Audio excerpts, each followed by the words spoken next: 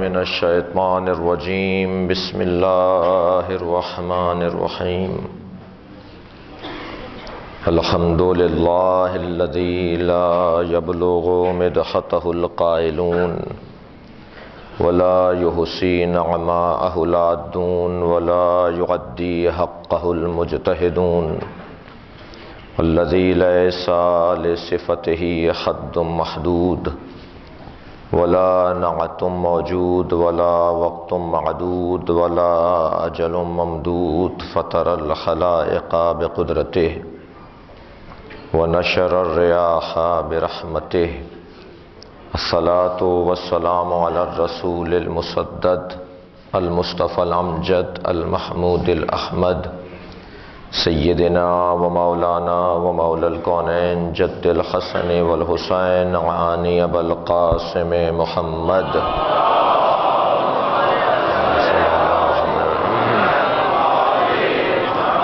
وآلہ الطیبین الطاہرین المعصومین الذین قال اللہ انما یرید اللہ لیذہب عنکم الرجس اہل البیت ویطہرکم تطہیرا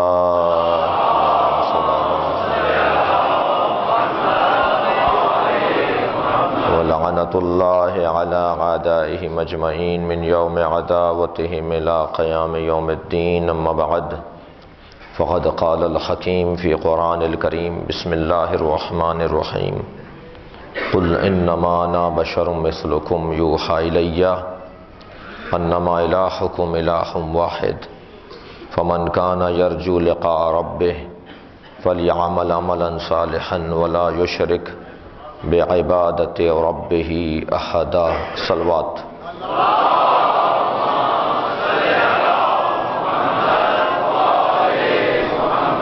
سورہ مبارکہ کہف کی آخری آیت جسے اپنے انتہائی محترم مکرم سامعین کے سامنے ایک دفعہ پھر تلاوت کیا۔ اللہ اپنے حبیب کے ذریعے اپنی توحید کا پیغام نازل کر رہا ہے، ہم تک پہنچا رہا ہے، ہم تک بھیج رہا ہے۔ قل اے میرے حبیب کہہ دیجئے انما انا بشر مثلکم، میں تمہاری طرح ایک بشر ہوں، یوحی الی، مجھ پر مسلسل وحی نازل ہوتی ہے، انما الہکم الہ واحد، تمہارا اللہ الہ واحد ہے، فمن کان یرجو لقاء ربہ، جو اپنے رب سے ملاقات کا مشتاق ہے اسے فلیعمل عملا صالحا، اسے عمل صالح انجام دینا ہوگا، ولا یشرک بعبادت ربہ احدا، اور وہ اپنے رب کے ساتھ کسی کو شریک نہیں بنا سکتا۔ عزیزان گرامی، نبی مکرم اللہ کی وحدانیت اور اللہ کی توحید کو ہم تک بھیج رہے ہیں، ہم تک منتقل کر رہے ہیں۔ در حقیقت اصل عقیدہ بھی عقیدہ توحید ہی ہے۔ اگر عقیدہ توحید نہ ہو تو دیگر تمام عقائد کالعدم ہوں گے اور خط اور بنیاد سے ہٹ کر ہوں گے۔ اس لیے کہ اگر ہم آخری رسول بھی مانتے ہیں تو اسے رسول اللہ کہتے ہیں، اگر ہم امام بھی مانتے ہیں کسی شخصیت کو تو اسے ولی اللہ کہتے ہیں۔ ہمارا تو کوئی کام بھی بغیر اللہ کے نہیں ہے، ہمارے سارے کاموں میں اللہ کی ذات وابستہ ہے۔ ہم ایک گھر کی طرف رخ کرتے ہیں تو اسے بیت اللہ کہتے ہیں، ہم ایک کتاب کو دل سے پڑھتے ہیں تو اسے کتاب اللہ کہتے ہیں۔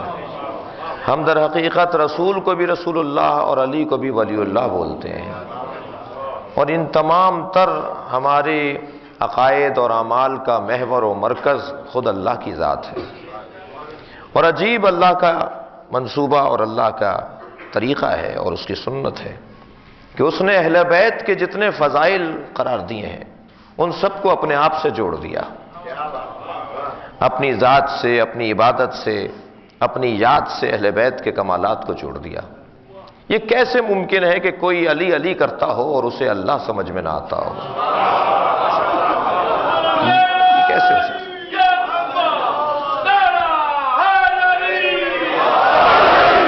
یہ کیسے ممکن ہے کہ کوئی امام حسین کی یاد مناتا ہو اور وہ اللہ سے وابستہ نہ ہو؟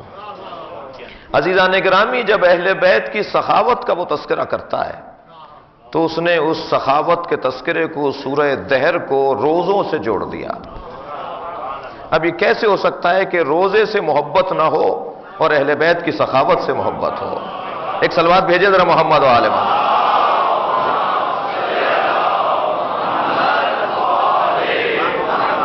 اس نے اہل بیت کی یعنی مولا علی کی ولایت کو رکوع سے جوڑ دیا۔ حالت رکوع میں انگوٹھی دیں گے تو آیہ ولایت نازل ہوگی۔ کہ یہ کیسے ممکن ہے کوئی علی کی ولایت کا اقرار کرتا ہو اور اسے رکوع سے محبت نہ ہو، اسے رکوع سے پیار نہ ہو، رکوع کرنے کی اس کی عادت نہ ہو؟ اور بہرحال رکوع تو اکیلا فرشتہ کرتا ہے، انسان کو تو رکوع کے ساتھ قیام بھی کرنا پڑتا ہے اور قیام کے ساتھ سجدہ بھی کرنا پڑتا ہے۔ تو ہم اپنی مرضی سے تو اللہ کی عبادت نہیں کر سکتے۔ اللہ کی مرضی کو عبادت کہا جاتا ہے، اپنی مرضی کو عبادت نہیں کہا جاتا۔ دل نہیں مان رہا اور دل ایسے کہہ رہا ہے، اسے تو عبادت نہیں کہا جاتا۔ اور مولا علی کی ولایت کو اور بھی اگر کسی عبادت کے ساتھ جوڑا تو اسے حج کہتے ہیں۔ بھائی مولا کی ولایت کا اعلان، مولائیت کا اعلان، من کنت مولا فہذا علی مولا کا اگر اعلان ہو رہا ہے تو وہ حج سے واپسی پر ہو رہا ہے۔ بہت گہرا تعلق ہے مولا کی ولایت کے اعلان کا حج بیت اللہ کے ساتھ۔ یہ نہیں ہو سکتا کہ کوئی مولا کو مولا مانتا ہو اور وہ حج کو نہ مانتا ہو۔ لہذا اللہ نے اپنی عبادتوں کے ساتھ اہل بیت کی عظمتوں کو جوڑ دیا کہ اگر تم چاہتے ہو اس گھرانے سے وابستہ رہو تو یہ ذہن میں رہے کہ محور اللہ کی ذات ہے۔ اور ایک جملہ معمولاً بچے اور جوان کہتے ہیں اپنی زبان پر، اور شاید اور بھی لوگ کہتے ہوں کہ امام حسین نے کربلا میں نماز کی خاطر قربانی دی۔ میں کہتا ہوں اس جملے کی ذرا اصلاح کر لی جائے، اسے بہتر کر لیا جائے۔ امام نے کربلا میں نماز کی خاطر قربانی نہیں دی، بلکہ امام نے کربلا میں اللہ کی خاطر قربانی دی۔ نماز تو ایک جلوہ ہے پروردگار عالم کی عبادتوں کا، اس کے آگے کھڑے ہونے کا، اس کے آگے خاضع رہنے کا ایک انداز ہے۔ اللہ کی خاطر امام حسین نے قربانی دی۔ بس یہیں سے میں اپنی تمہید کو مکمل کرتا ہوں کہ پیغمبر اکرم سے اللہ نے اپنی وحدانیت کو ہم تک پہنچانے کے لیے یہ ارشاد فرمایا کہ کہہ دو انما الہکم الہ واحد، ان سے کہہ دو کہ تمہارا اللہ الہ واحد ہے۔ اور پیغمبر اکرم نے جب یہ اعلان کیا تو اسے دو مرحلوں میں تقسیم رکھا۔ نبی مکرم نے 40 برس تک اس پیغام کو ان تک پہنچایا جن کا ظہور ہو چکا تھا، جو اپنی حقیقت کو نبی پر روشن کر چکے تھے۔ ان میں ایک نام حضرت ختیجہ کا ہے، ان میں ایک نام حضرت ابو طالب کا ہے۔ نبی کو جن لوگوں تک نبی نے پہلے مرحلے میں اللہ کی وحدانیت پہنچائی ہے وہ خود اہل بیت عصمت و طہارت ہیں، خود خانوادہ پیغمبر ہیں، خود خانوادہ حضرت ابو طالب ہے، جن تک اللہ کی وحدانیت کو سرکار نے پہنچایا۔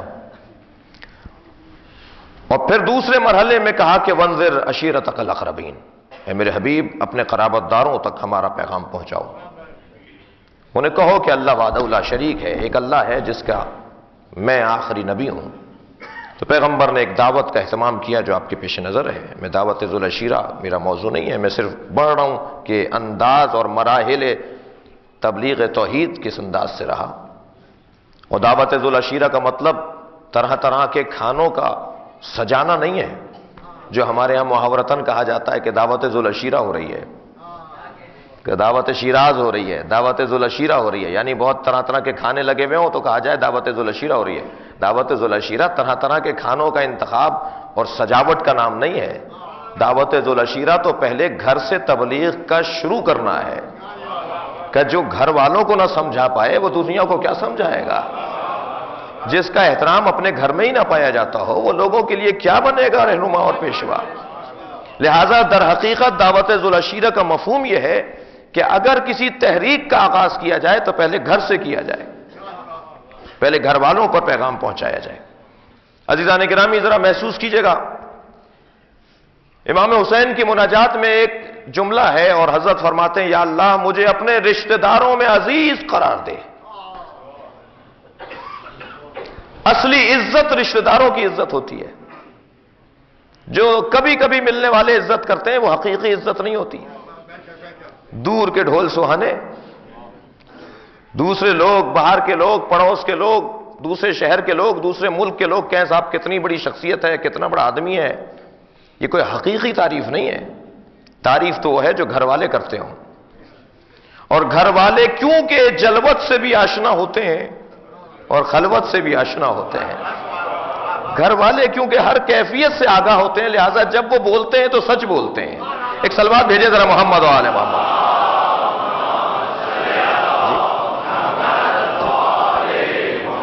اور ان گھر والوں میں جو رشتوں میں سب سے زیادہ مشکل رشتہ ہے وہ ہے زوجہ کا رشتہ۔ جی بھائی بھی کچھ نہ کچھ بہرحال کہہ دیتا ہے، چچا بھی مان لیتے ہیں، بھتیجے بھی مان لیتے ہیں، لیکن بہت دیر سے جو مانتی ہیں نا وہ محترمہ ہیں، بہت دیر سے مانتی ہیں۔ اور کسی ایک خاص طبقے کو میں مخاطب نہیں کر رہا، بلکہ ہر شعبہ زندگی سے تعلق رکھنے والے فرد کے ہاں یہی حال ہے۔ مجھے معاف کریں گے، میں اپنے آپ کو بھی مثال سے ہٹاؤں گا نہیں۔ ڈاکٹر صاحب جن کے مطب کے اوپر تل دھرنے کی جگہ نہیں ہوتی، جب ان کا اپنا بچہ بیمار ہو جاتا ہے تو بیگم صاحبہ کہتی ہیں اپنے فلاں دوست سے نسخہ لکھوائیے۔ ارے بھائی ہم سے تو ساری دنیا آ کر علاج کرواتی ہے، آپ کہہ رہی ہیں کہ فلاں دوست سے؟ کہنے لگے نہیں، فلاں کو بھی آپ نے دوا دی تھی وہ آج تک اچھا نہیں ہوا، میں نہیں چاہتی میرے بچے پہ تجربے کریں آپ۔ انجینئر صاحب کا سارے جہان کے لیے وہ نقشے بناتے ہیں اور آرکیٹیکٹ سارے دنیا کے اداروں اور عمارتوں کے لیے جی خیال پیش کرتے ہیں، لیکن جب اپنے پلاٹ کے اوپر گھر بنانے کی بات آئی تو محترمہ نے کہا کہ فلاں دوست سے بنوائیے۔ وہ فلاں کا بھی آپ نے نقشہ بنایا تھا، دیوار ٹیڑھی دکھائی دیتی ہے وہاں کی، نہیں مانتی یہ۔ جی ایک سنیاسی بابا بڑے انہوں نے کرتب دکھائے مگر نہیں مانتا تو بیگم نہیں مانتی۔ ایک دن کہنے لگے آج تم نے دیکھا تھا ہمارے آنگن میں سے ایک آدمی اڑتا ہوا جا رہا تھا؟ کہنے لگے ہاں یہ ہوتا ہے نا کمال، آپ خواہ پتہ نہیں کیا کیا دکھاتے ہیں، ہوا میں اڑ کے دکھائیے۔ کہنے لگے میں ہی تو تھا۔ کہنے لگے جب ہی ٹیڑھے ٹیڑھے اڑ رہے تھے آپ، اس میں بھی عیب نکال لیا۔ ممکن ہے کوئی کہے مولوی صاحب اپنی بھی تو مثال دیجئے، ہمارا حال کون سا علیحدہ ہے؟ ہمارا حال کوئی علیحدہ تھوڑی ہے۔ ہم نے بہترین نماز کے اوپر تقریر کی، مجمع میں جو بے نمازی تھے انہوں نے وہیں بیٹھے بیٹھے عہد کر لیا کہ آج کے بعد نماز چھوڑیں گے نہیں، اور بعد میں ہم سے پتے پوچھنے لگے کہ بھئی بڑی اچھی تقریر کرتے ہیں آپ، بڑی سحر انگیزی ہے آپ کے بیان میں، اور آپ نے جو نماز پر دلائل دیے بے نمازیوں کو نمازی بنا دیا۔ تو ہم گھر میں پہنچے، ہمیں معلوم تھا کہ بیگم صاحبہ بھی سن رہی ہیں۔ اب ہم ٹہل رہے ہیں ان کے سامنے کہ ساری دنیا تو تعریف کر رہی ہے، یہ بھی تو کچھ بولیں۔ مگر جب وہ نہیں بولنی تو ہم نے کہا کہ آپ نے آج تقریر نہیں سنی ہماری؟ کہہ لیں ہاں وہ تعریف کرے جو آپ کو جانتا نہ ہو۔ بڑی نماز شب کی باتیں کر رہے تھے، ہمیں پتا ہے نا کتنی دفعہ آپ نماز شب پڑھتے ہیں۔ تو عزیزان گرامی یہ ماننے کو تیار نہیں ہوتی، بہت مشکل سے مانتی ہیں محترمہ۔ اور عرفاء کے ہاں میں ایک عارف کی خدمت میں تھا، ایک بزرگ عالم کی خم کے اندر، میں نے ان سے پوچھا کہ حضور بتائیے کیسے معلوم ہو کہ ہم صحیح چل رہے ہیں؟ میں طالب علم، کیسے معلوم ہو کہ صحیح چل رہا ہوں؟ کہنے لگا اگر بیگم پیچھے نماز پڑھتی ہیں تو سمجھ لیجئے۔ بھائی میں تو اپنی بات کر رہا ہوں، آپ ذرا توجہ سے تو سنیں میری بات۔ کہنے لگے کہ اگر بیگم صاحبہ پیچھے نماز پڑھ لیں تو سمجھ لیجئے کہ آپ صحیح جا رہے ہیں، اور اگر بیگم کو یہ اعتماد نہیں ہے تو سارا جہان اعتماد کرتا رہے، اس کا کوئی فائدہ نہیں۔ جی لہذا معلوم یہ ہوا کہ یہ کیونکہ سب کچھ جانتی ہیں، حقیقت سے آشنا ہوتی ہے، لہذا یہ جلدی مانتی نہیں ہے بات کو، اور اگر مان لے تو یہی کمال ہے۔ کمال پیغمبر یہ ہے کہ جب آپ نے اعلان نبوت کیا تو سب سے پہلے ختیجہ نے کلمہ پڑھا۔ صلوات بھیجے عظمت اہل بیت پر۔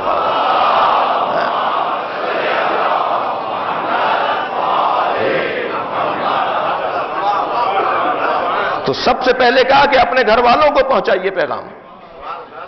اب نبی مکرم قرابت داروں تک پیغام توحید کو پہنچا رہے ہیں، اور قرابت داروں میں ایک بڑی تعداد کا حال تو خراب تھا، لہذا جب دعوت کھا لیتے تھے اور پیغمبر انہیں پیغام پہنچاتے تھے تو وہ یہ کہہ کے اٹھتے تھے کہ یہ جادوگر ہے. آپ نے کبھی غور فرمایا میرے بچوں نے کہ جادوگر ہی کیوں کہا؟ کچھ اور بولتے؟ اس لیے کہ چھوٹے سے ظرف میں پکا ہوا کھانا اتنے سارے لوگ کھا لیں اور سب بھوک بھی مٹا لیں تو بھائی یہ جادو ہوگا. لیکن پیغمبر کے بلانے پہ دوسرے دن اس لیے آ جاتے تھے کہ اگر جادو ہوتا تو باہر نکل کے بھوک لگتی، باہر گھر پہنچ کے بھوک نہیں لگتی تھی، پیٹ بھرا رہتا تھا ان کا. بھائی اگر جادو کیونکہ ایک وقت تک رہتا ہے، جیسے ہی اس کا وقت ختم ہوتا ہے جادو کا اثر ختم ہو جاتا ہے، اور معجزہ وہ ہوتا ہے جو باقی رہتا ہے. یہ در حقیقت جادو معاذ اللہ نہیں تھا، یہ نبی کا معجزہ تھا. دوسرے دن بھی آ جاتے تھے اس لیے کہ بھوک تھوڑی لگتی تھی، گھر جا کے بیگم صاحبہ سے نہیں کہتے تھے ہمیں کھلاؤ، کہا نہیں کھا کے آئے. تیسرے دن بھی آ گئے. اب یہ مسلسل کیونکہ پیغمبر کا کھا بھی رہے تھے اور پیغمبر کی سن بھی نہیں رہے تھے. جی نمک دانی توڑنے والوں کی مثال اس سے زیادہ کوئی بدترین مثال ہوگی کہ کھائیں بھی اور سنیں بھی نہیں. اور پہلا پیغام تو پیغمبر کی تحریک کا یہ ہے کہ ہم اس لیے نہیں آئے ہیں کہ تم سے کچھ لیں، ہم پہلے ہی مرحلے پہ تمہیں کھلا کر بتا رہے ہیں ہم دینے آئے ہیں، لینے نہیں آئے ہیں. اور جو لینے کا جذبہ رکھتا ہے اور جو لینے کا انداز رکھتا ہے اس کی بات میں کبھی تاثیر نہیں ہوا کرتی. تاثیر اسی کی بات میں ہوتی ہے، اثر اسی کی بات میں ہوتا ہے کہ جو دینے کا جذبہ رکھتا ہو. اور عزیزان گرامی ایک پیغام لیتے جائیں میرے محترم سننے والے، ہمارے معاشرے کے بگاڑ کا حل بھی یہی ہے. جب معاشرے میں دینے والے بڑھ جائیں گے اور لینے والے کم ہو جائیں گے تو خود بخود معاشرے میں امن و امان پھیلتا چلا جائے گا. اور وہ ایک مثالی زمانہ آئے گا جب لوگ صدقہ لے کر پھر رہے ہوں گے مگر کوئی مستحق دکھائی نہیں دے رہا ہوگا، جو امام کے ظہور کا زمانہ ہوگا. جے صلوات بھیجے محمد و آل محمد.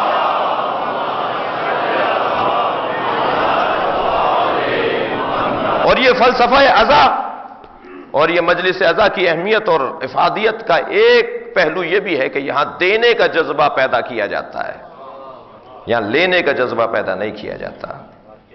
عزیزان گرامی یہاں دینے کا جذبہ ہے. اور معاشرے میں جتنی تعداد دینے، امام حسین دینے والے نا، امام کی ذات ہے دینے والی ذات، لینے والی نہیں ہے.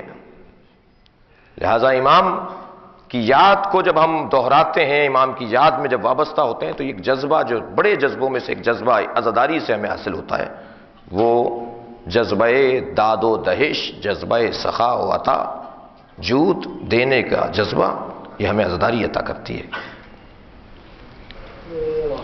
میں گریز میں نہ رک جاؤں لیکن دل کر رہا ہے کہ یہاں دینے اور لینے پر ایک جملہ اور کہہ دوں آپ کو. مجلس ہوتی ہے نا، اور مجلس کے اختتام پہ دروازے پہ تبرک بانٹا جا رہا ہوتا ہے، تو کیونکہ دینے والا ایک ہوتا ہے، لینے والے 500 ہوتے ہیں، تو کسی کو دھکا لگ رہا ہوتا ہے، کسی کا کھوا چھل رہا ہوتا ہے، کسی کو چوٹ لگ رہی ہوتی ہے، اور رش جمع ہو جاتا ہے اور کبھی کبھی لڑائی بھی ہو جاتی ہے. جی اور آپ نے دیکھا کہ لینے کا جذبہ جو رکھتے ہیں نا پھر وہ رشتہ داریاں بھی بنا لیتے ہیں. کوئی کہتا ہے چاچا مجھے دے دو، کہ کہتا ہے ماموں مجھے دو. اب یہ ڈھونڈ رہے ہوتے ہیں کہ بھائی یہ میرا بھانجا کہاں سے آ گیا، یہ کون ہے جو مجھے چاچا بول رہا ہے، ماموں بول رہا ہے. کیوں؟ اس لیے کہ لینے والے کے اندر ایک انداز یہی ہوتا ہے، جو لینا چاہتا ہے وہ رشتہ داریاں بناتا ہے. ایک صلوات بھیج دے ذرا محمد و آل محمد.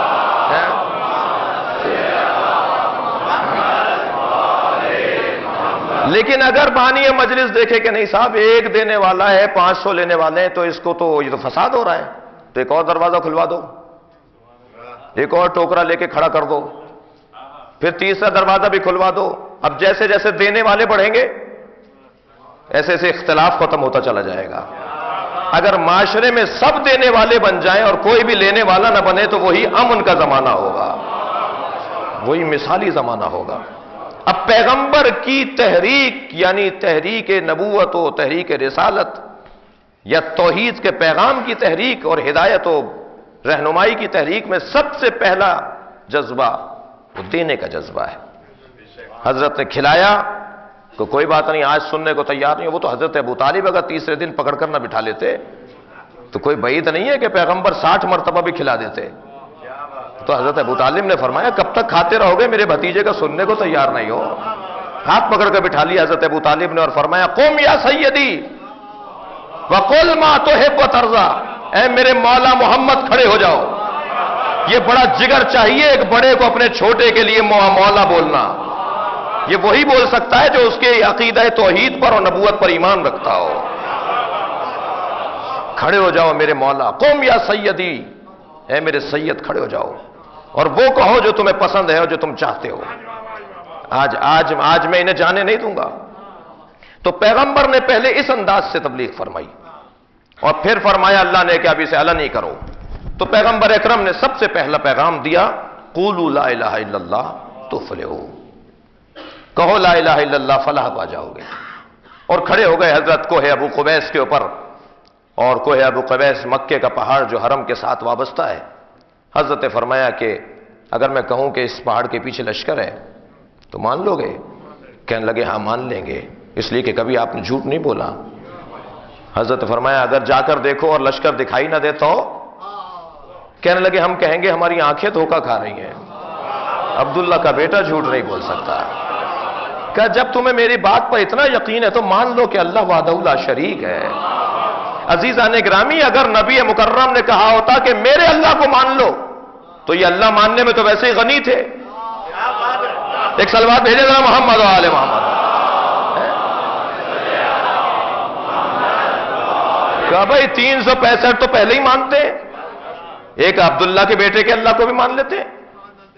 لیکن نبی نے یہ کب کہا کہ میرے اللہ کو مانو؟ بلکہ نبی نے کہا پہلے سارے الہوں کا انکار کرو اور ایک وحدہ لا شریک کا اقرار کرو.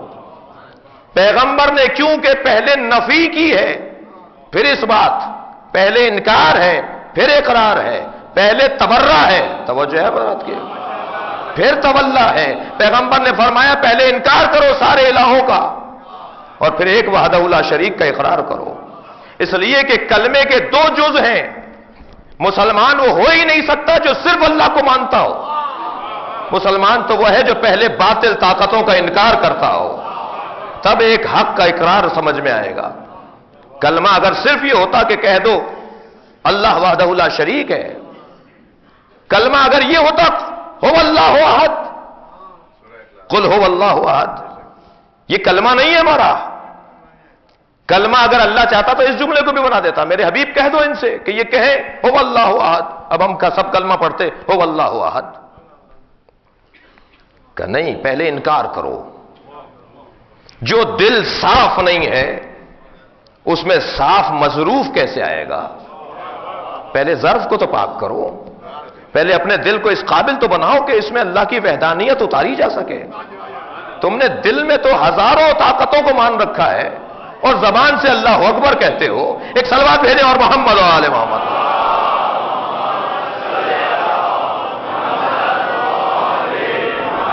شب بدھ ایک عمل ہے جو صاحب الزمان سے ملاقات کا عمل ہے، جو مسجد جمکران میں بھی زیارت پر جانے والے لوگ اس عمل کو انجام دیتے ہیں. مسجد سہلہ میں بھی اس عمل کو انجام دیا جاتا ہے اور ضروری نہیں ہے اپنے ملک میں بھی، اپنے وطن میں بھی وہ عمل کیا جا سکتا ہے.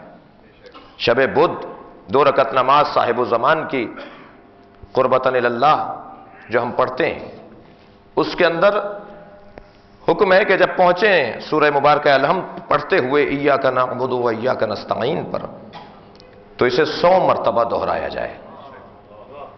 100 مرتبہ دہرایا جائے. ایک بزرگ کی خدمت میں تھا، وہ فرمانے لگے کہ بعض اوقات مجھ سے یہ، اور انہوں نے سنایا بزرگوں کے کچھ واقعات کہ یہ 100 سے کئی 100 میں بھی تبدیل ہو جاتا ہے. کیوں؟ کہنے لگے جب بھی کہتے ہیں ایاک نعبد و ایاک نستعین تو پھر اپنے آپ 100 میں ایک مرتبہ تو 100 میں ایک مرتبہ تو انسان کو احساس ہوگا نا کہ میں سچ کہہ رہا ہوں یا غلط کہہ رہا ہوں. میں جو اپنی زبان سے کہہ رہا ہوں ایاک نعبد و ایاک نستعین واقعا سچ کہہ رہا ہوں. ایسا ہی ہے، اللہ کے علاوہ کسی کو طاقت نہیں مانتا، اللہ کے علاوہ کسی اور کو اصلی نہیں مانتا. کہا نہیں، میں نے تو اپنے ڈائریکٹر کو اصلی مانا ہوا ہے، میں نے تو اپنے جی ایم کو اصلی مانا ہوا ہے، میں نے تو اپنے افسر کو، سیکرٹری صاحب کو اصلی مانا ہوا ہے. خدا نخواستہ مجلس اعضا میں کان میں آ کر ایک ساتھی کہے کہ تمہیں نکال دیا ہے جاب سے. اب مجلس میں بیٹھے ہوئے تو ہیں، یہاں پر ہیں، مگر دماغ لگا ہوا ہے فیکٹری میں، دماغ لگا ہوا ہے ادارے میں. تو اس کا مطلب یہی ہوا نا کہ اس نے اصلی رزق دینے والا اسے سمجھا ہے. اصلی رزق دینے والے تو وہ صاحب نہیں ہے جنہوں نے نکالا ہے. اصلی رازق تو وہ ہے جو اسے بھی رزق دے رہا ہے. بس جب یہ عقیدہ ذہن میں پختہ ہو جائے تو پھر اب سچ کہہ رہا ہے ایاک نعبد و ایاک نستعین. ایک صلوات اور پڑھیں محمد و آل محمد.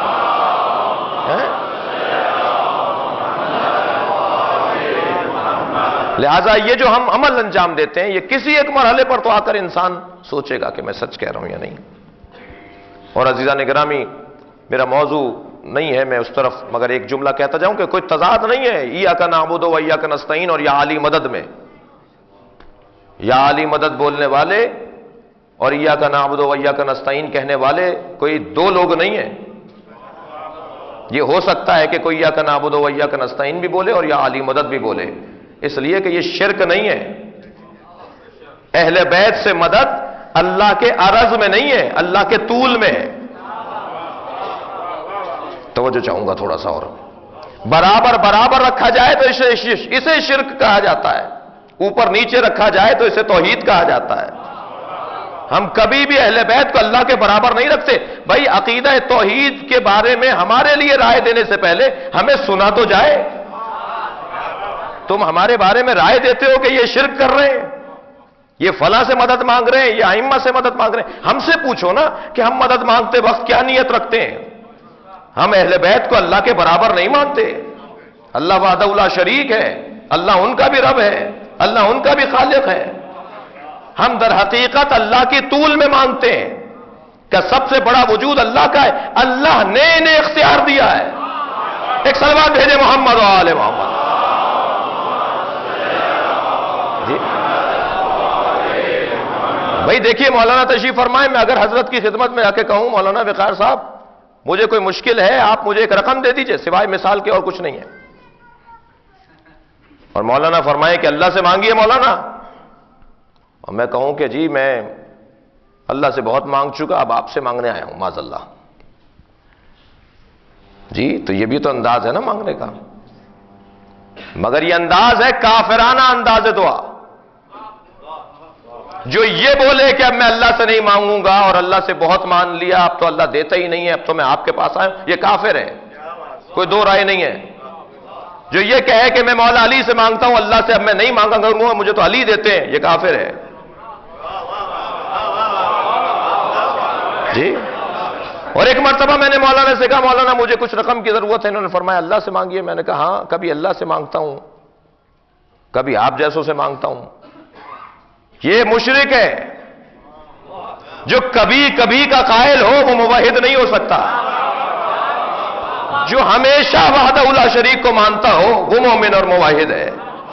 ایک مرتبہ پھر میں نے ان سے کہا کہ مولانا کچھ دے دیجئے. انہوں نے کہا اللہ سے مانگیے. میں نے کہا اللہ ہی سے تو مانگ رہا ہوں. کہنے آپ تو ہم سے مانگ رہے ہیں. میں نے کہا آپ کو کس نے دیا ہے؟ بھائی یہ ہم سے پوچھا جائے کہ میں مولا علی سے کیوں مانگتا ہوں، اس لیے علی سے مانگتا ہوں کہ علی اللہ کے ولی ہیں. میں اللہ سب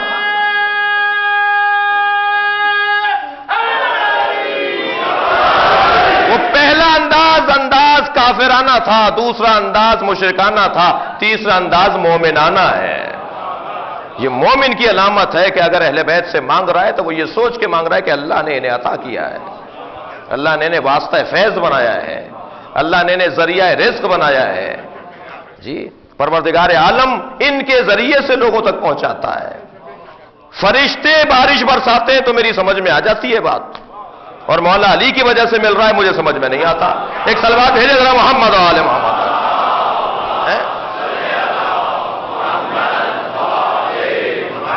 لہذا عقیدہ توحید بہت ہی واضح اور روشن ہے. میں یہ بہرحال آپ کے ہاں اتفاق زیادہ نہیں ہوا، لیکن جہاں زیادہ اتفاق رہا ہے وہاں یہ جملہ تکرار کر چکا ہوں کئی مرتبہ کہ ہمیں نہ سمجھایا جائے کہ عقیدہ توحید کیا ہے. ہم سے زیادہ کوئی موحد نہیں ہے، اس لیے کہ ہم اسے اپنا پہلا امام مانتے ہیں جس نے نصاب توحید کو مرتب کر کے دیا ہے.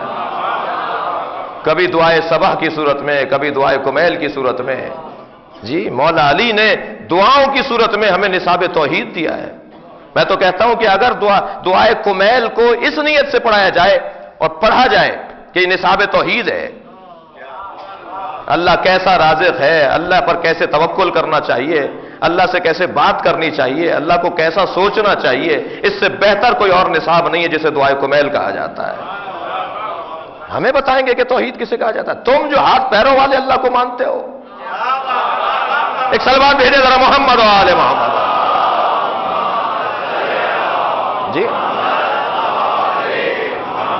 لہذا پیغمبر اکرم نے سب سے پہلا پیغام دیا ہے قولوا لا الہ الا اللہ تفلحوا.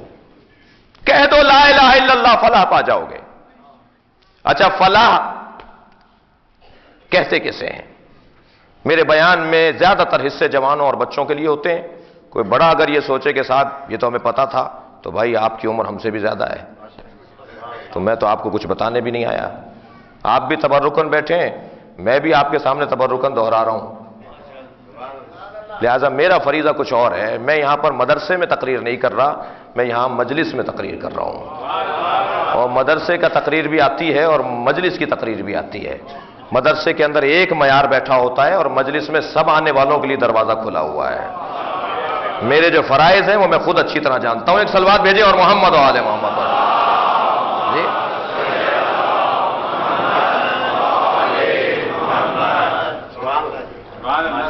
لہذا یہاں پر فلاح کا کیا مفہوم ہے؟ اے میرے حبیب کہہ دو کہ لا الہ الا اللہ بولیں تو فلاح پا جائیں گے. فلاح کیا چیز ہے؟ فلاح و بہبود ہمارے یہاں لفظ استعمال ہوتا ہے.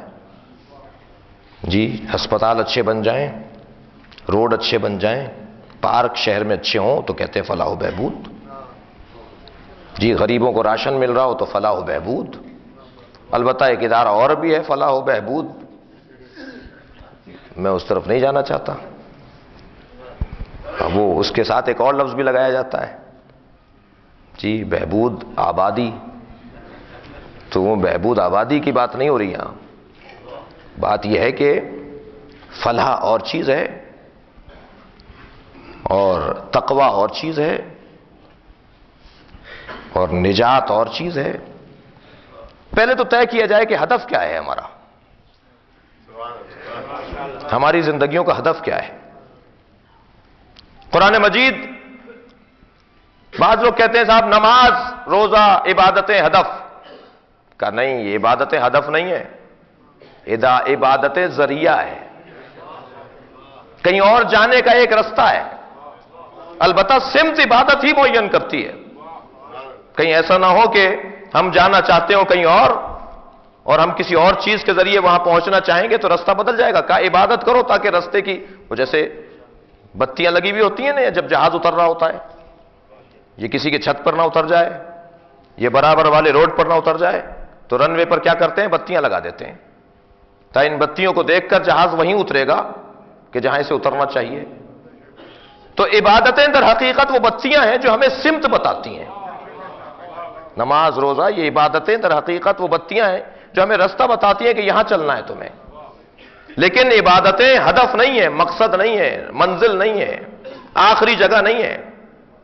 میں دلیل دیتا ہوں اپنی بات پر. قرآن مجید نے کیا کہا روزہ رکھنے والوں کے لیے؟ یا ایھا الذین آمنوا کتب علیکم الصیام کما کتب علی الذین من قبلکم لعلکم تتقون. روزہ رکھو تاکہ متقی ہو جاؤ. اس کا مطلب یہ ہوا کہ روزہ ہدف نہیں ہے، روزہ منزل نہیں ہے، روزہ ذریعہ ہے تقوی تک پہنچنے کا. اللہ تمہیں متقی دیکھنا چاہتا ہے، اس لیے تم سے نماز پڑھوانا چاہتا ہے، اس لیے تم سے روزہ رکھوانا چاہتا ہے. تم حج کرنے جا رہے ہو اس لیے کہ اللہ تمہیں متقی دیکھنا چاہتا ہے، ایک اچھا ماحول دیکھنا چاہتا ہے، ایک محتاط ماحول دیکھنا چاہتا ہے، ایک احتیاط کرنے والے لوگوں کو اللہ دیکھنا چاہتا ہے. تو کہا کہ روزہ رکھو، حج کرو، زکوٰۃ دو، نماز پڑھو، متقی ہو جاؤ. تو اس کا مطلب یہ ہوا کہ ایک اور منزل ہے جیسے تقویٰ کہا جاتا ہے. لیکن نہیں، تقویٰ بھی منزل نہیں ہے، یہ کلاسیں ہیں در حقیقت. یہ نصاب ہے ایک منزل سے دوسری منزل کا. کبھی بھی پہلی کلاس تقویٰ کو نہ سمجھنا. پہلی کلاس تمہاری عبادت ہے، دوسری کلاس کا نام تقویٰ ہے. اور ہم بہت لمبی کلاسیں تمہیں نہیں پڑھائیں گے، بہت جلدی تمہیں منزل پر پہنچا دیں گے۔ لہذا اگر تم نے روزہ اور نماز کر لیا تو تم متقی ہو جاؤ گے۔ اور تقوی بھی ہدف نہیں ہے، اتقوا اللہ لعلکم تفلحون، تقوی پروردگار اختیار کرو تاکہ تم فلاح پا جاؤ۔ عزیزان گرامی، اب مجھے کچھ نہیں ملا کہ فلاح اختیار کرو تاکہ تم یہ ہو جاؤ، کہ آخری منزل کو فلاح کہا جاتا ہے۔ پیغمبر نے پہلے مرحلے پر بتا دیا تھا کہ میں تمہیں فلاح پر دیکھنا چاہتا ہوں۔ اب رستے مختلف ہوں گے لیکن سب کی منزلیں ایک ہیں، کوئی نماز کے ذریعے پہنچے گا، کوئی توحید کے ذریعے پہنچے گا، کوئی روزے کے ذریعے پہنچے گا، مگر پہنچنا سب کو ایک ہی جگہ ہے جسے فلاح کہا جاتا ہے۔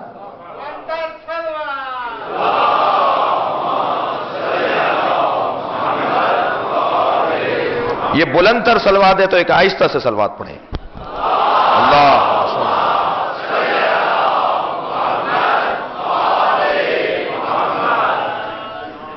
توجہ ہے۔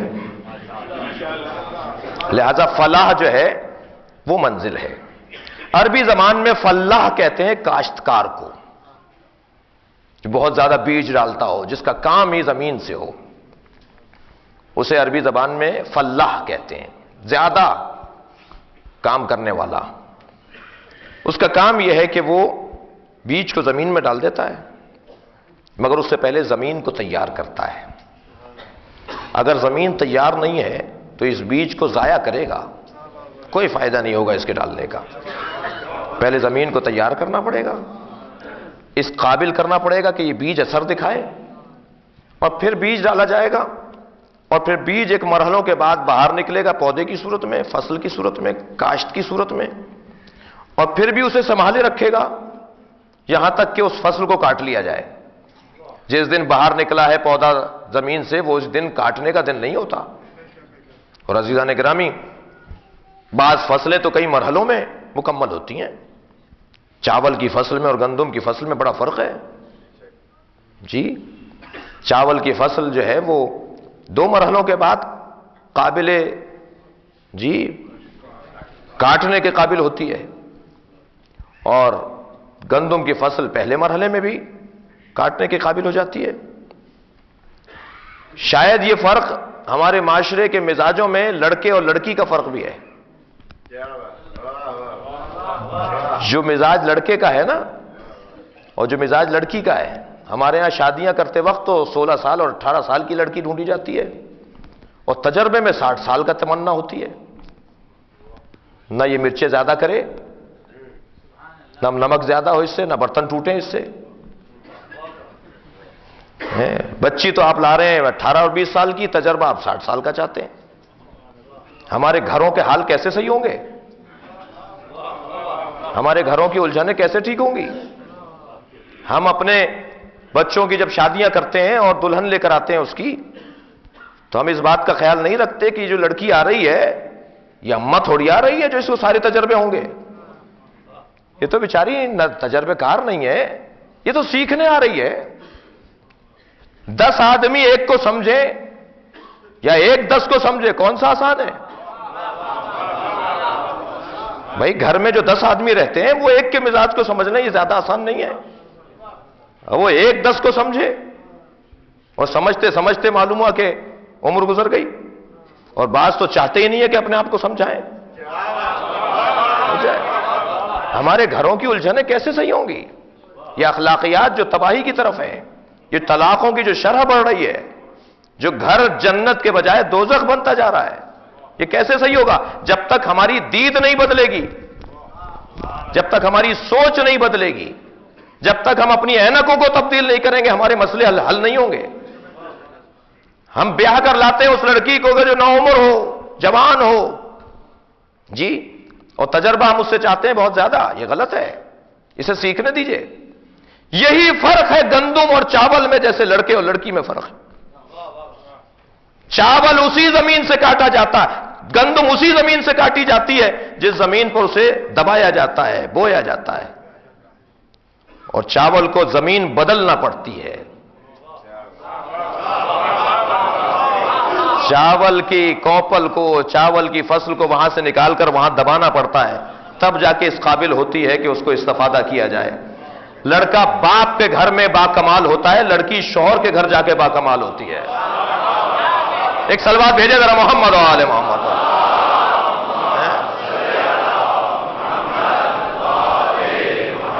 اور جب مجھے یہ معلوم ہو کہ یہ وہاں جا کر شوہر کے گھر باکمال ہوں گی تو پھر میں ناراض نہیں ہوں گا۔ جب تک نکاح نہیں ہوتا تو ان کی آنکھیں وہیں ہوتی ہیں جہاں ہیں، اور جب نکاح ہو جاتا ہے تو ان کی آنکھیں جو ہیں نا سر پر رکھ لیتے ہیں، گدی پر رکھ لیتے ہیں، آنکھیں پھر جاتی ہیں سسرال والوں کی، اذیتیں کرنے لگتے ہیں۔ یہ کیا ہے؟ یہ انسانیت کے خلاف باتیں ہیں، اسے اپنے بچہ سمجھنا چاہیے۔ اور عزیزان گرامی، بہرحال ایک طرفہ میرا بیان نہیں ہونا چاہیے، اس لیے کہ توازن رہنی چاہیے گفتگو۔ جہاں لڑکی کے میں نے طرفداری کی ہے وہاں لڑکی کی اماں سے بھی مخاطب ہوں کہ آپ اپنی بچی کا گھر بگاڑتی ہیں، ٹماٹر کے مشورے بھی ٹیلی فون پر،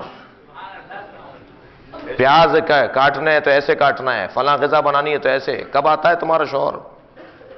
اور جس وقت شوہر کے آنے کا وقت ہے اس وقت فون ضرور آئے گا، اور سارے جہان کے لیے وقت ہے لیکن شوہر کے لیے وقت نہیں ہے۔ لہذا ساس اماں کو بھی ذرا سوچنا چاہیے، اپنی بچیوں کا گھر نہیں بگاڑیں، انہیں رخصت کر دیں اور انہیں تیرنے دیں، ڈوبنے دیں۔ یہ خود اپنے آپ کو بچائیں گے، یہ خود سیکھیں گے۔ لہذا ہمارے معاشرے کے اندر توازن کو برقرار رکھنے کی بھی شدت سے ضرورت ہے۔ میں عرض کر رہا تھا کہ فلاح اسے کہتے ہیں جو زمین کو آمادہ کرتا ہے، اور زمین آمادہ نہیں ہوگی تو کاشت بھی نہیں ہوگی۔ اور اللہ کیا کہہ رہا ہے؟ کہو لا الہ الا اللہ فلاح پا جاؤ گے۔ در حقیقت تمہیں دو کام کرنے ہیں، پہلے اللہ کی وحدانیت کے قبول کے لیے زمین کو آمادہ کرو، اور پھر کہو الا اللہ اور اللہ کا اقرار کرو۔ زمین ہے دل اور کاشتکاری ہے وحدانیت کا پیغام۔ جب یہ دونوں ملیں گے تو ایک موحد بن کر سامنے آئے گا اور اسی کو فلاح کہنے والا، پانے والا شمار کیا جائے گا۔ وہی فلاح پانے والا انسان ہوگا، کامیاب انسان ہوگا۔ منزل ہے فلاح۔ اے میرے حبیب کہہ دیجئے کہ کہو لا الہ الا اللہ۔ عزیزان گرامی، یہ کلمہ دو حصوں پر مشتمل ہے۔ لا الہ علیحدہ ہے، الا اللہ علیحدہ ہے، اور دونوں کے پیغام علیحدہ ہیں۔ ایک پہلے انکار ہے، صفائی ہے، طہارت ہے، پاکیزگی ہے، آمادگی ہے، پذیرائی ہے، دعوت ہے، اور اس کے بعد دوسرا مرحلہ ہے الا اللہ کا، قبولیت ہے، جاذبیت ہے، توجہ ہے، اس کو اپنے اندر سمونا ہے۔ اور جب یہ دونوں مرحلے مکمل ہو جائیں تو مسلمان بنتا ہے۔ اور اقبال کہتے ہیں کہ یہ کوئی معمولی کام نہیں کیا تم نے، یہ شہادت گہے الفت میں قدم رکھنا ہے۔ لوگ آسان سمجھتے ہیں مسلمان ہونا، تم نے تو ایک معاہدے پر دستخط کر دیا، تم نے تو ایک عہد نامہ پر کر دیا، تم نے اپنی زبان سے یہ کہہ کر کہ کسی کو اللہ نہیں مانتا سوائے اللہ کے، تم نے تو ایک بہت بڑا عہد نامہ بھر دیا ہے۔ اب قدم قدم پر اس کی وفاداری کرنی ہوگی۔ کہیں ایسا نہ ہو کہ صرف مصلی عبادت پر تو اللہ اکبر ہو، لیکن جب آفس میں پہنچوں، جب اسکول میں پہنچوں، جب مدرسے میں پہنچوں، جب میں روڈ پر جاؤں، جب میں بازار میں جاؤں، جب میں کاروبار کروں، جب میں تجارت کروں، جب میں آفس میں جاؤں، تو میں بھول جاؤں کہ میں نے لا الہ الا اللہ کہہ رکھا ہے۔ جب ہر مرحلے پر لا الہ الا اللہ میرے وجود کا حصہ رہے گا تو یہ ہے مسلمان۔ لوگ آسان سمجھتے ہیں مسلمان ہونا، مسلمان ہونا آسان نہیں ہے۔ اور عزیزان گرامی، یہی کلمہ توحید در حقیقت امام حسین کی ذات سے وابستہ ہے۔ حسین نے کربلا میں عقیدہ توحید کی بقا کے لیے قربانی دی، میرے مولا نے۔ اس لیے کہ جب تک بات رہی ولایت کی، امامت کی، خلافت کی، مالیات کی، ٹیکس کی، اس وقت تک اہل بیت نظر انداز کرتے رہے۔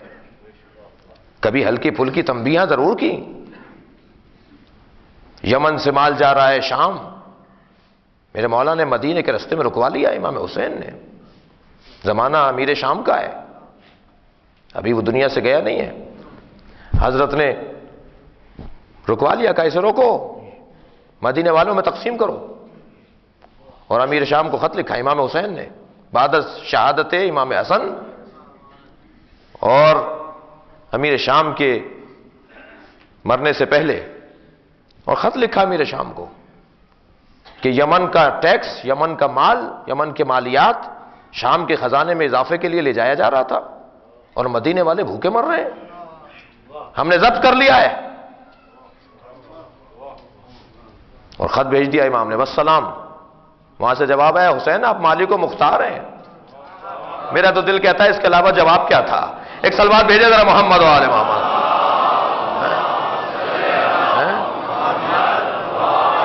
تو کبھی کبھی اہل بیت نے اس طرح کے واقعات تاریخ کے اندر ہیں کہ ائمہ نے تنبیہ کی ہے، لیکن معمولاً تلوار نہیں نکالی، میدان نہیں بسایا، کربلا نہیں بسائی۔ لیکن جب آ کر یزید نے کہا لعبت بنو ہاشم بالملک فلا جاء خبر ولا وحی نزل، بنی ہاشم نے ڈھونگ رچایا ہوا ہے، کوئی اللہ نہیں ہے، کوئی وحی نہیں ہے معاذ اللہ، کوئی قرآن نازل نہیں ہوا، کوئی رسول نہیں ہے، یہ سب ایسے ہی حکومت چاہتے تھے، ایک نئی بات کر دی، حکومت حاصل کر لی۔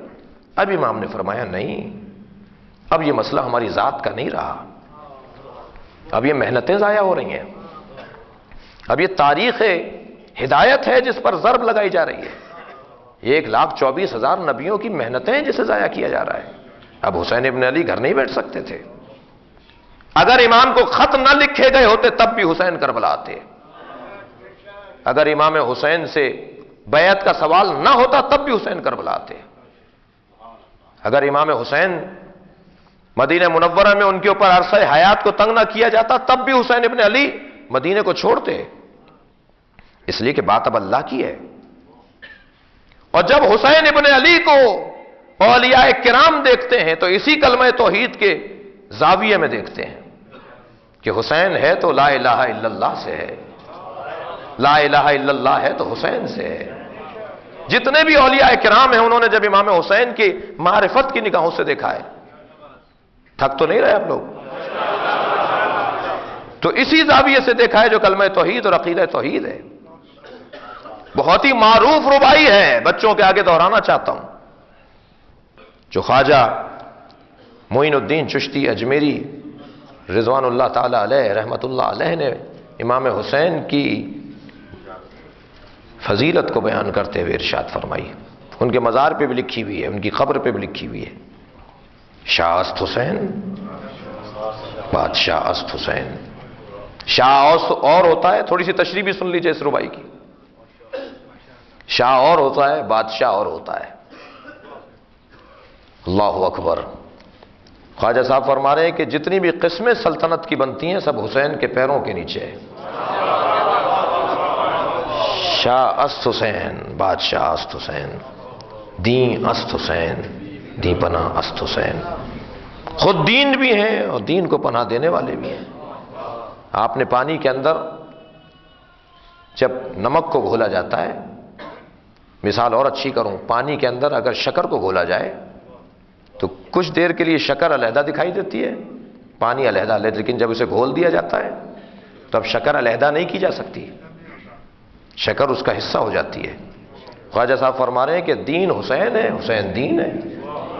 تم اگر کبھی حسین کو دین سے علیحدہ یا دین کو حسین سے علیحدہ کرنا چاہو گے تو یہ علیحدہ ہونے والی چیز ہی نہیں ہے۔ یہ ہو نہیں سکتا کہ دین چاہتے ہو اور حسین نہ چاہتے ہو، یہ نہیں ہو سکتا حسین کو چاہتے ہو اور دین کو نہ چاہتے ہو۔ کچھ لوگ ہیں جو یہاں بہ گئے، کچھ لوگ ہیں جو وہاں بہ گئے۔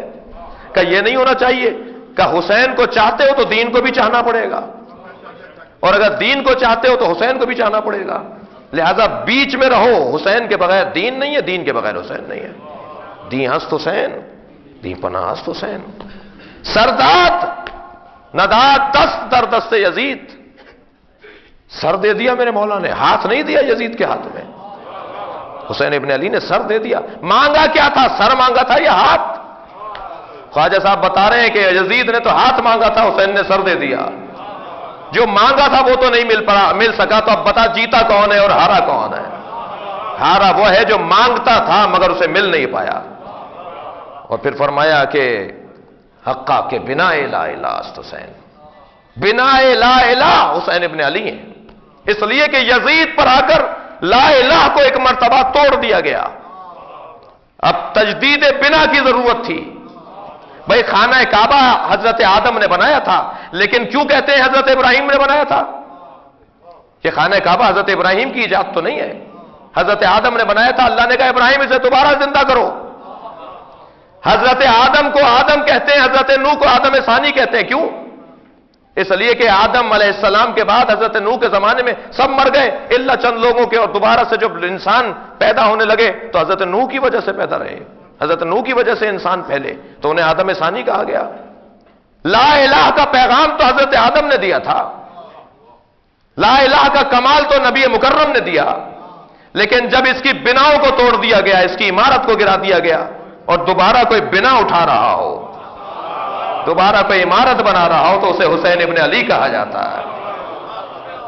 تو کہا حقا کے بنا لا الہ حسین، تجدید بنا کر رہے ہیں، آثار مٹا دیے تھے، یزید مٹا رہا تھا آثار کو، بنی امیہ مٹا چکے تھے آثار کو، حسین نے تجدید بنا کی ہے۔ اور یہاں ذرا اور غور کریں کتنا انداز مودت اور محبت ہے معین الدین چشتی رحمت اللہ علیہ کے ہاں، کہ انہوں نے 5 مرتبہ حسین کا نام استعمال کیا ہے۔ توجہ چاہوں گا، اس ربائی کے اندر 5 مرتبہ حسین ابن علی کا نام لیا ہے۔ پہلے مصرے میں 2 مرتبہ شاہ است حسین، بادشاہ است حسین، دوسرے مصرے میں دی است حسین، دی پناہ است حسین، 4، تیسرے مصرے میں حسین کا نام نہیں لیا، جہاں یزید کا نام آ جائے وہاں حسین کا نام نہیں آتا۔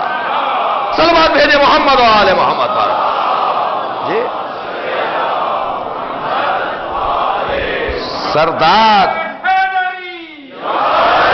سرداد نداد 10 زردست سے یزید، کہاں ہے حسین؟ یہاں کہاں؟ یہاں یزید ہے، یہاں حسین نہیں ہو سکتا۔ مگر پھر چوتھے مصرے میں کہا حقا کے بنا لا الہ است حسین، بنا لا الہ حسین، 5 مرتبہ حسین حسین بولا ہے۔ گویا بتا رہے ہیں کہ اگر پھیلاؤ تو پنجتن بنتے ہیں، سمیٹو تو حسین بنتا ہے۔ ان سب کی تعلیمات کا اگر خلاصہ دیکھنا ہے تو اسے حسین ابن علی کہا جاتا ہے۔ مگر خواجہ صاحب آپ نے اس ربائی کے اندر کلمہ آدھا پڑھا ہے۔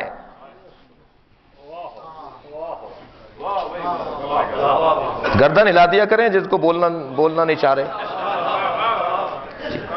خواجہ صاحب آپ نے آدھا کلمہ پڑھا ہے، حقا کے بنا لا الہ، بھائی کلمہ تو ہے الا اللہ کے ساتھ، لا الہ الا اللہ، آپ نے اسے آدھا پڑھا ہے۔ خواجہ جب باطل سے ٹکرانے والے کو ڈھونڈتے ہیں تو حسین دکھائی دیتا ہے، لہذا خواجہ نے کہا میں تو یزید کے ساتھ حسین کا، کیونکہ ربائی میں یزید کی اور حسین کے مارکے کا تذکرہ ہے، لہذا میں الا اللہ کیوں بولوں، میں تو باطل سے ٹکرانے والے کو حسین کہتا ہوں۔ لیکن جب ایک فلسفی علامہ اقبال حسین کو دیکھتے ہیں تو وہ دوسری نگاہ سے دیکھتے ہیں، وہ کہتے ہیں میں باطل سے ٹکرانے والے ہی کو حسین نہیں کہتا، بلکہ میں اللہ کا اقرار کرانے والے کو حسین کہتا ہوں، میں حق کا اقرار کرنے والے کو حسین کہتا ہوں۔ لہذا خواجہ معین الدین کہتے ہیں خواجہ معین الدین کہتے ہیں کہ حقا کے بنا لا الہ حسین، لیکن جب اقبال کہتے ہیں تو کہتے ہیں سطر عنوان نجات ماں نوشت، حسین ابن علی نے ہماری نجات کی ایک سطر لکھ ڈالی، سطر عنوان نجات ماں نوشت، نقش الا اللہ بر صحرا نوشت۔ حسین ابن علی نے کربلا کی زمین پہ الا اللہ کا نقش لکھ ڈالا، لا الہ معین الدین نے کہا، الا اللہ اقبال نے کہا۔ اور اب جب ان سارے اولیاء کا احترام کریں گے تو حسین کی معرفت ہونے لگے گی، کہیں ایسا نہ ہو کہ کسی کو کچھ کہا جائے اور کسی کو کچھ کہا جائے۔ ہر ایک نے اپنے اپنے باب میں حسین ابن علی کی خدمت کی ہے۔ اور عزیزان گرامی، علامہ نے جو کہا کہ نقش الا اللہ بر صحرا نوشت، یہ در حقیقت حسین نے اپنے ہاتھ سے نقش نہیں لکھا، پیشانی سے نقش بنایا ہے۔ میرے مولا نے کربلا میں اس سجدے کے ذریعے سے نقش الا اللہ کو لکھا کہ یا اللہ ساری طاقتیں ایک طرف ہوں گی اور اس کے اتنے گھمسان کا مارکا ہوگا، اس وقت بھی میں مطمئن تیری بارگاہ میں سجدہ ریز رہوں گا، سجدہ نہیں بھولوں گا میں، بلکہ میں تو آیا ہی اس مرحلے کے لیے ہوں۔ اور پیشانی کو خاک پر رکھ دیا، اور اللہ نے بھی دیکھا کہ حسین تم نے میری توحید کے لیے اپنی پیشانی کو خاک پر رکھ دیا، اب میں اسی خاک کو دنیا کے مریضوں کے لیے خاک شفا بنا دوں گا۔ اب یہی تمہاری پیشانی کے نیچے آنے والی خاک، یہی تمہارے خون سے رنگین ہونے والی خاک لوگوں کے لیے شفا بن جائے گی۔ لہذا بہت بڑی تعداد ہے جو حسین ابن علی سے شفا پا رہی ہے۔ سلام ہو فرزند زہرا پر، سلام ہو اس غریب امام پر جسے بے گور و کفن چھوڑ دیا گیا۔ 11 محرم کو پسر سعد نے حکم دیا کہ جتنے بھی ہمارے کشتے ہیں ان سب کو غسل و کفن دے کے ان پہ نماز جنازہ پڑھی جائے، اور جتنی بھی یزیدی لشکر کے کشتے تھے ان سب کو دفنایا گیا، ان سب پر نماز پڑھی گئی۔ میں مصائب شروع کر چکا ہوں، اس بات کا جواب بھی کہ اس زمین پر تو قاتلوں کا خون بھی ہے، اس زمین پر حسین کا خون بھی ہے، تو یہ زمین خاک شفا حسین کی وجہ سے ہے۔ اس کا جواب کسی اور مرحلے پہ بچوں کو دوں گا۔ لیکن جب حسین ابن علی کو اکیلا چھوڑ دیا، حضرت علی اکبر کا لاشا اکیلا چھوڑ دیا، حضرت عباس کا لاشا ترائی پر تنہا چھوڑ دیا گیا، چھوٹے سے بچے کے لاشے کو سلام ہو جناب رباب کے جگر پر۔ اس ماں نے بڑے ہی مشکل منظر دیکھے۔ ایک مرحلہ تو جناب رباب نے وہ دیکھا تھا کہ جب امام حسین اپنے شش ماہے کو لے کر آئے تھے اور جناب رباب نے خون میں لتھ پتھ بچہ دیکھا تو مقتل کا بیان ہے کہ لبوں پر لب رکھ دیے، بوسہ لے کر کہا یا بنیا امثلک ینہر، اے میرے لال کیا تجھ جیسے بھی نہر کیے جاتے ہیں؟ تیرے گلے میں تیر مار دیا۔ ایک مرحلہ تو جناب رباب نے عزاداروں یہ دیکھا، اور ایک مرحلہ جناب رباب نے وہ دیکھا کہ جب سر گنے جانے لگے اور کہا کہ ایک چھوٹے سے بچے کو بھی حسین لائے تھے اور حسین نے کچھ فاصلے پہ جا کر اسے دفنا دیا تھا، تو اب چند نیزہ بردار چلے، اللہ اکبر، ادھر ماں در خیمہ سے، جلے ہوئے خیمے سے دیکھ رہی ہے کیا گزر رہا ہوگا جناب رباب کے جگر کے اوپر۔ جب زمین میں نیزہ چبھویا جا رہا تھا اور ڈھونڈا جا رہا تھا کہ وہ لاشا کہاں ہے، میرے بیان میں لکنت ہے کہ جب ایک لاشا زمین سے بلند ہوا، کیا دیکھ کر کہا ہوگا ماں نے علی اصغر، کسی کو 2 مرتبہ نہیں مارا گیا مگر تجھے 2 مرتبہ مارا جا رہا ہے، اور ایک ننھا سا سر اس تن سے علیحدہ کر دیا گیا، اسے بھی نیزے پر اٹھا لیا گیا۔ میں نے مقتل کا جملہ دیکھا، جب نیزے پر سر اٹھایا نا تو ایک اور ظالم کہنے لگا کف القتل قمر، چاند کا ٹکڑا ہے۔ جو قاتل کے نزدیک چاند کا ٹکڑا ہو وہ ماں کے نزدیک کتنا پیارا ہوگا۔ اجرکم اللہ، تکلف کر کے نہیں رویا عزادارو، پرسہ دے اہل بیت کو، آج 13 محرم ہے۔ انہوں نے سارے اپنے کشتے تو دفنا دیے، فرزند زہرا کا لاشا چھوڑ دیا، مولا علی کے بچے کا لاشا چھوڑ دیا اور چلے گئے چھوڑ کر، اور مقتل سے گزرتے ہوئے بہنوں پر کیا عالم تھا۔ عزادارو یہی نہیں ہے کہ لاشا چھوڑ گئے، آپ رونے آئے نا تو میرا دل کر رہا ہے مقتل کا وہ منظر بھی آپ کے سامنے بیان کر جاؤں کہ جناب فضہ دوڑی دوڑی آئی، آقا زادی زینب ایک قیامت آ رہی ہے۔ بی بی نے کہا ماں حسین کے مرنے کے بعد، حسین کی شہادت کے بعد کوئی قیامت باقی رہ گئی؟ علی اکبر کے مارے جانے کے بعد کوئی قیامت رہ گئی؟ کہاں آقا زادی ایک قیامت آ رہی ہے۔ ماں کیا ہو رہا ہے؟ کہا گھوڑوں کی نال بندیاں کی جا رہی ہیں۔ کہا ماں کیا ہوگا؟ جناب فضہ سے بات کر رہی ہے جناب زینب، اماں فضہ کیا ہوگا؟ فرمانے لگی عمر سعد نے حکم دیا ہے کہ جس کے بڑے موٹے تازے گھوڑے ہیں وہ گھوڑے نکال کر باہر لائے۔ 10 نانجیب لوگ، 10 برکردار لوگ اپنے گھوڑے نکال کر لے کر آئے، جن کے سم بڑے بڑے تھے، جن کے قد اونچے اونچے تھے، انہیں لوہے کی نالیں لگائی گئیں، نالیں لگائی گئیں، اور وہاں سے گھوڑے دوڑنا شروع ہوئے۔ اماں کیا ہو رہا ہے؟ کہا حسین ابن علی کے لاشے سے گھوڑے دوڑائے جائیں گے۔ گھوڑے دوڑنا شروع ہوئے۔ بہن کا کیا عالم رہا ہوگا عزیزانو؟ میری بیوی ایک جانب سے دیکھ رہی ہے، عجب رہی فریادیں کر رہی ہو، عجب رہی میری بیوی آوازیں دے رہی ہو، مگر زینب آج اکیلی ہے، عباس نہیں ہے جو بیوی کا ساتھ دیں۔ گھوڑے دوڑنا شروع ہوئے، وسط میدان میں گھوڑوں کو روک دیا گیا۔ پوچھا اماں کیوں روکا گیا ہے؟ کہ حبیب کا لاشا اٹھا رہے ہیں۔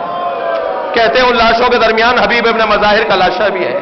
کچھ دیر کے بعد پھر گھوڑے دوڑے، پھر روک دیے گئے، کہا زہیر قین کا لاشا اٹھا رہے ہیں۔ جو رونے آئے نا بس جملہ مختصر یہ کہ سارے لاشیں اٹھا لیے، ایک حسین ابن علی کا لاشا رہ گیا، ایک فرزند زہرا کا لاشا رہ گیا۔ گھوڑے دوڑنا شروع ہوئے۔ بی بی زینب سوچتی ہوں گی شاید کوئی کھڑا ہو کر کہے ہم نے نبی کے دوش پر اسے دیکھا تھا، شاید کوئی کھڑا ہو کر کہہ دے ہم نے نبی کو زبان چساتے ہوئے اسے دیکھا تھا، نبی نماز پڑھ رہے تھے اور یہ پشت پر بیٹھے ہوئے تھے، لیکن کسی نے نہیں کہا۔ گھوڑے دوڑ گئے، زینب کبریٰ نے مدینے کا رخ کیا۔ اے نانا تمہارے نواسے کا بچانے والا کوئی نہیں۔ اللہ لعنت اللہ علی قوم الظالمین۔